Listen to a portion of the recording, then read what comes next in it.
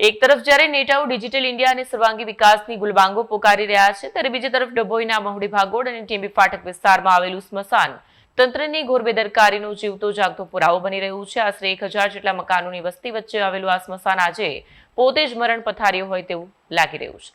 ડભોઈમાં સ્મશાનની હાલત પાયાવિહોણી છે. સ્મશાનના પાયા સડી ગયા છે અને સ્લેબમાંથી લોખંડના સળિયા બહાર દેખાઈ રહ્યા છે. ગમે ત્યારે મોટી દુર્ઘટના સર્જાઈ શકે તેવી ભીતિ સેવાઈ રહી છે. નવાઈની વાત એ છે કે અહીં મૃતદેહને અગ્નિદાહ આપવા માટે યોગ્ય સગડી પણ નથી. મજબૂરીમાં મૃતદેહને જમીન પર રાખીને સળગાવવું પડે છે, જે અત્યંત આઘાતજનક છે. સ્મશાનમાં ચારે તરફ કચરાના ઢગલા અને ગાંડા બાવળોનું સામ્રાજ્ય ફેલાયેલું છે. નેતાઓ સામે વેધક સવાલ વિકાસની વાતો કરતા ડભોઈના નેતાઓને જનતા સવાલ કરી રહી છે કે શું મહુડી ભાગોળ વિસ્તારના લોકો માટે આ જ વિકાસ છે? સ્મશાનની આ દયનીય સ્થિતિ જોતા એવું લાગે છે કે તંત્રને માત્ર મત મેળવવામાં રસ છે, લોકોની મૂળભૂત સુવિધાઓમાં નહીં. હવે જોવાનું એ રહ્યું કે શું વહીવટીતંત્ર જાગશે, શું આ સ્મશાનનું રિપેરિંગ કરવામાં આવશે કે નવું સ્મશાન બનાવીને લોકોના નરક જેવી સ્થિતિમાંથી મુક્તિ આપવામાં આવશે.